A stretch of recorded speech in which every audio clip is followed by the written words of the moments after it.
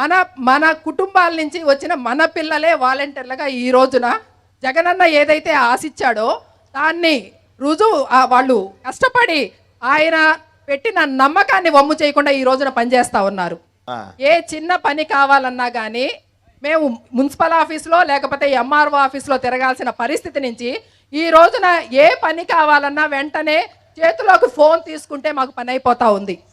ఒక ఫోన్ తోటి వాలంటీర్ కు ఫోన్ చేస్తే తిరిగి మళ్ళా సమాధానం తోటి మనకి ఏది కావాలో అది ఇంటికి తెచ్చి అందిస్తున్న వ్యవస్థ ఏదైనా ఉంది అంటే అది వాలంటీర్ వ్యవస్థ. ఇంటింటికి ప్రతి ఉదయాన్నే లగంగానే మేము వెళ్ళి పెన్షన్స్ ఇస్తాము. ఇంకా వాళ్ళ పనులకి అలా వెళ్ళిపోతూ ఉంటారు. హాస్పిటల్ మాకు యూపీహెచ్ఎస్ హాస్పిటల్ కట్టించారు. రిమ్స్కి వెళ్ళాలంటే మాది చాలా దూరం అన్నమాట. మేము వెళ్ళాలన్నా కూడా ఆటో ఛార్జీయే 150 అలా అవుతుంది. రాను పోను 200 అలా, ఇంకా టిఫిన్లో అన్నీ చేస్తే మొత్తం 300 అలా అయిపోతుంది. కానీ మాకు దగ్గరలోనే సార్ వాళ్ళు మాకు యూపీహెచ్ఎస్ హాస్పిటల్ కట్టించారు. వాళ్ళకి మా కృతజ్ఞతలు. వాలంటరీ వ్యవస్థ అనగానే 50 మందికి ఒక వాలంటరీ ఏంటి, ఏం సర్వీస్ ఇస్తారో, ఇక్కడ విఆర్ఓ ఉన్నారు, విఆర్ఓలు ఉన్నారు, వీళ్ళు ఎవరా ఈ సర్వీస్ అనుకున్నాము. వీళ్ళు వచ్చిన తర్వాత ఈ సర్వీస్ అనేది చాలా గొప్పగా ఉంది. అన్ని రకాల పథకాలు, సంక్షేమ పథకాలు ప్రజల్లోకి వెళ్ళి అందరికీ ఆ సంక్షేమ పథకాలన్నీ జగన్మోహన్ రెడ్డి గారి మొత్తం ఇళ్ళకెళ్తున్నాయి. అందరూ హ్యాపీగా ఉన్నారు. ఓకే, దేశంలో సైనికులు ఎక్కడైతే బార్డర్లో కాపాడతారో అదే విధంగా ఇక్కడ వాలంటీర్లు ఈ ప్రజల్ని పట్టణాల్లో కానీ పల్లెల్లో కానీ వాలంటీర్ అలా వ్యవస్థను పెట్టారు. అమ్మ ఒడి, విద్యా దీవెన, వసతి దీవెన, చేయూత, ఆసరా, రైతు భరోసా, అలాగే జగనన్న కాలనీలు, అలాగే కాపు నేస్తం, లా నేస్తం, ఇలా ఎన్నో పథకాలతోటి ఈ ప్రభుత్వంలో ఆర్థిక పంపిణీ జరుగుతూ ఉంది సార్. దీనివల్ల జనాల్లో జీవన ప్రమాణాలు పెరిగి అభివృద్ధి జరుగుతుంది. ఇందాక ప్రభాకర్ గారు చెప్పినట్టు. అలాగే కొంతమంది చెప్తా ఉంటారు 2 లక్షలు 3 లక్షల కోట్ల అప్పులు తెచ్చారని. ఈ డబ్బులన్నీ కూడా ఎక్కడికి పోలేదు సార్. ఈ రాష్ట్రంలో జీవన ప్రమాణాలు మెరుగు ఉపయోగపడతా ఉండి, అలాగే ఎన్నో సంక్షేమ పథకాలతో పాటు వాలంటీర్ వ్యవస్థ ఒక ఉద్యోగస్తులకి ఎంతో సమయం మిగులుతుంది సార్. ఒక చిన్న పనికి 4 రోజులు 5 రోజులు తహసీల్దార్ ఆఫీస్ చుట్టూ కానీ జిల్లా ఆఫీస్ చుట్టూ తిరిగే పరిస్థితి అయితే ఈ రోజు ఒక్క రోజులో చిటికలో వాలంటీర్ వ్యవస్థ చేస్తూ ఉంది. సచివాలయ వ్యవస్థ ఎంతో ఆనెస్ట్గా కరప్షన్ లేకుండా చేస్తూ ఉంది.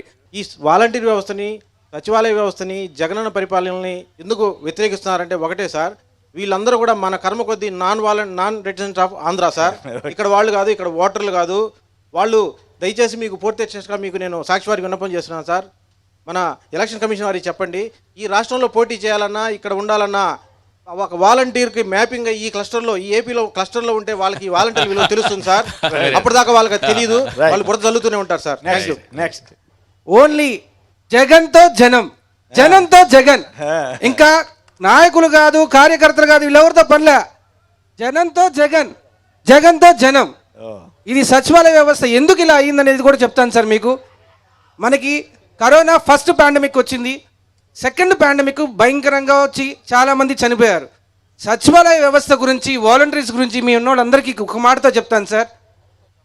డాక్టర్స్ ఇందాక అన్నారు డాక్టర్ కూడా చేశాము అని, కానీ ఎవరికైతే కరోనా వచ్చిందని ప్రతి వాళ్ళు ఇంట్లో తలుపేసుకొని పక్కింటోడు కూడా పోకపోతే ఏఎన్ఎం కానీ వాలంటీర్స్ కానీ టెస్టులు కూడా వీళ్ళు వాళ్ళకి టెస్ట్ చేసి వీళ్ళు భయపడుతూ టెస్ట్ చేసేవాళ్ళు. అలా కరోనా వచ్చిందని చెప్పి వాళ్ళు హాస్పిటల్కి పంపించేవాళ్ళు. అలానే చనిపోతే కనీసం వాళ్ళ ఇంట్లో వాళ్ళు కూడా రాకపోతే వాలంటీర్స్, సచివాలయం స్టాఫ్ తీసుకెళ్లి మహాప్రస్థానం చేసిన ఘనత ఒక వైఎస్ జగన్మోహన్ రెడ్డి సృష్టించిన వాలంటీర్స్దే. అందుకే గ్రామ స్వరాజ్యం సుపరిపాలన అనేది జనంతో జగన్ అయింది. సరే, ఈరోజు ఫిషింగ్ హార్బర్లు కానీ, పోర్ట్లు కానీ ఎవరి హయాంలో శంకుస్థాపన చేసి, ఎగ్జాంపుల్ దగ్గరలో ఉన్న రామాయపట్నం పోర్ట్ ఇక్కడ సార్ లాస్ట్ ఇయర్ నవంబర్లో స్టార్ట్ అయింది సార్. ఈరోజు ఒక వారం 10 రోజుల్లో షిప్ కూడా లాంచ్ అవ్వబోతుంది మన గౌరవ ముఖ్యమంత్రి గారి చేతుల మీదుగా, ఒక బర్త్ పూర్తి చేసుకొని.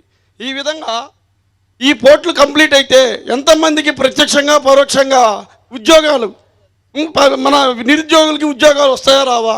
అది అభివృద్ధి కాదా? 15,000 సచివాలయాలు కట్టారు ఈరోజు జగన్మోహన్ రెడ్డి గారు. ఆ బిల్డింగులు అభివృద్ధి కాదా? అదేవిధంగా అర్బన్ హెల్త్ కేర్ సెంటర్స్ అయితే ఏవైతే సార్, మొన్న ఎగ్జాంపుల్ ఒక విషయం చెప్తాను సార్. మున్సిపల్ ఆఫీస్కి నేను వెళ్ళాను సార్, ఒంగోలు మున్సిపల్ కార్పొరేషన్కి. ఒక టీ కొట్టు అతను ఉన్నాడు. అతను తెలుగుదేశం టైంలో అంటే 2 లక్షలు ఇచ్చి అక్కడ టీ కొట్టు పెట్టుకున్నాడంట. తెలుగుదేశం నాయకులకి డబ్బులు ఇచ్చి టీ కొట్టు పెట్టాడు. రాజు అని అతను ఉన్నాడు. అవి ఏమిరా బాబు 2 లక్షలు ఇచ్చామంటే ఏముందా ఆ టైంలో మున్సిపల్ ఆఫీస్ చుట్టూతో జనాలందరూ తంటాలుగా వచ్చేవాళ్ళు. మా టీ కొట్టు వ్యాపారం బీభత్సంగా జరిగింది. ఇప్పుడు ఎవరు రావడం లేదయ్యా. ఈ సచివాలయాలు ఈ వాలంటీర్లు వచ్చేసరికి మాకు వ్యాపారం లేకుండా పోయిందని చెప్తున్నాడు అతను. నేను గతంలో ఒక 5 సంవత్సరాల క్రితం అక్కడ ఒక 5 సెంట్లు స్థలం కొనుక్కుని, మా సంతూరు ఆ పక్కన అయితే మా పెద్దల కాలంలో అదంతా వెళ్ళిపోయింది. నేను ఒక 5 సెంట్లు స్థలం కొనుక్కొని ఊరు చివరది, ఓకే, ఊరు చివరైతే 5 సెంట్లు స్థలం కొనుక్కొని నేను ఎప్పుడైనా పండగలకు పోయటానికి ఉండటానికి కట్టుకున్నాను సార్. ఆ రోజు అందరూ ఎగతాళి చేశారు. అంటే అది 2018, అవి ఎలక్షన్ కూడా జరగల. తర్వాత ఎలక్షన్ జరిగి జగనన్న ముఖ్యమంత్రి అయ్యాక నా ఇంటి పక్కనే సచివాలయం కానివ్వండి, హాస్పిటల్ కానివ్వండి, పాలకేంద్రం కానీ, ఆ విధంగా 4-5 బిల్డింగ్లు కట్టేశాడు. అక్కడి నుంచి వరుసగా ఇల్లు కట్టారు.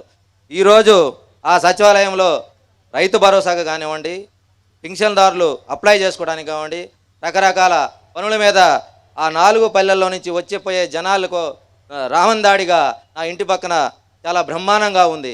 ఈరోజు నా ఇల్లు మెయిన్ సెంటర్ అయింది. అయితే 500 పట్టాలు వచ్చినాయి సార్. 500 పట్టాల్లో ఎక్కువగా ఉండేది బేదలే సార్. కానీ అందులో 200 పట్టాలు టీడీపీ వర్గాలకు వచ్చినాయి సార్. జగనన్న వర్గం చూడొద్దన్నాడు, పార్టీ చూడొద్దన్నాడు, కులం చూడొద్దన్నాడు. ఆ విధంగా మా కార్పొరేటర్ గారు 200 పట్టాలు టీడీపీ వాళ్ళకి వచ్చినాయి. ఈరోజు టీడీపీ వారు కూడా చాలా సంతోషంగా ఉన్నారు. రాబోయే రోజుల్లో జగనన్నకి అండగుంటానికి చాలా గొప్పగా ఉన్నారు. ఇంకొక ఫైనల్ విషయం సార్, జగనన్న ఇంకో 3 సార్లు ముఖ్యమంత్రి అయితే ప్రతి ఇంటో ఒక ఇంజనీర్ కానీ, ఒక డాక్టర్ కానీ, ఒక కలెక్టర్ కానీ ఉండే అవకాశాలు చాలా గట్టిగా ఉన్నాయి సార్. కాబట్టి ప్రజలందరూ ఈ డెవలప్మెంట్ ని చూసి మళ్ళీ జగనన్నకి అండగా ఉండాలని ఆయన ఎప్పటి నుంచి అడుగుతున్నాడు పాపం. బెంగళూరులో సాఫ్ట్వేర్ ఇంజనీర్ వర్క్ చేస్తున్నాను. Very good. అంటే ఐ మీన్ లైక్ నేను ఇప్పుడు ఈ పొజిషన్లో ఉన్నానంటే to be honest Rajasekhar Reddy గారు ఉన్నప్పుడు ఫీజు రియంబర్స్మెంట్. ఎందుకంటే at that point of time like BTech fees ఎక్కువ ఉన్నాయి. సో మేబీ ఆ ఫీజు రియంబర్స్మెంట్స్ వల్లే మేము ఇట్లా ఈ పొజిషన్లో ఉన్నామని యాక్సెప్ట్ చేయొచ్చు. ఇప్పుడున్న జగన్ గవర్నమెంట్ గురించి మాట్లాడంటే like less government more governance. ఎట్లా చెప్పాలంటే అంతకుముందు ప్రజలు గవర్నమెంట్ దగ్గరికి వెళ్ళేవాళ్ళు, ఇప్పుడు గవర్నమెంటే ప్రజల దగ్గరికి వస్తుంది. నేను అబ్జర్వ్ చేసింది. Very good. అంటే నేను ఇంటర్మీడియట్లో ఉన్నప్పుడు నాకు క్యాస్ట్ సర్టిఫికేట్ కావాలి, నేను మండలానికి వెళ్ళాల్సి వచ్చేది. సో అక్కడికి వెళ్ళినప్పుడు లైక్ నీకు ఎవరైనా తెలిసిన వాళ్ళు ఉన్నారా అంటే అక్కడ క్యూ కట్టాల్సి వచ్చేది ఎంఆర్ఓని మీట్ అవ్వాలన్నా. ఇప్పుడు ఎలా ఉందంటే నాకు అలా అనిపించలేదు. జస్ట్ సచివాలయం గానే 1 or 2 daysలోనే ఇమీడియట్గా వచ్చేస్తుంది. నా పేరు నారాయణ అలియాస్ నవీన్, 27వ డివిజన్ వాలంటరీగా పనిచేస్తున్నాను. Very good. నా అనుభవం మీకు చెప్తున్నాను. అంటే మా వాలంటీర్లందరికీ ఏదో ఒక సందర్భంలో ఒక్కొక్క అనుభవం ఉంటుంది అనమాట. పింఛన్లు ఇచ్చినప్పుడు కానీ, సర్టిఫికేట్లు ఇచ్చినప్పుడు కానీ వాళ్ళ కళ్ళల్లో ఆనందం, మేము ఆనందపడినట్టు చూస్తాం. కానీ నాకు చిన్న అనుభవం ఏంటంటే, మనకి ఫుల్ కరోనా టైంలో ప్రజల్ని ఎవరిని బయట తిరగనట్లేదు. అలాంటి సమయంలో నేను రోడ్డు మీద వెళ్తూ ఉంటే నన్ను కానిస్టేబుల్ వాళ్ళు ఆపారు. అప్పుడు ఆ ఏరియా సిఐ గారు ఉండి ఎవరమ్మా అంటే నేను పలానా ఏరియా వాలంటీర్ అని చెప్పడం జరిగిందన్నమాట. కానిస్టేబుల్ని కూడా పక్కన నెట్టేసి వాళ్ళని తిరగనండి, ఇప్పుడు మనల్ని కాపాడేదే వాళ్ళు అని చెప్పని ఆయన చెప్పడం అప్పుడు నాకు చాలా గర్వంగా ఉంది. అలా మమ్మల్ని జగనన్న ఇలా ప్రజలందరికీ దగ్గర చేసినందుకు ఇంకా చాలా గర్వంగా ఉంది.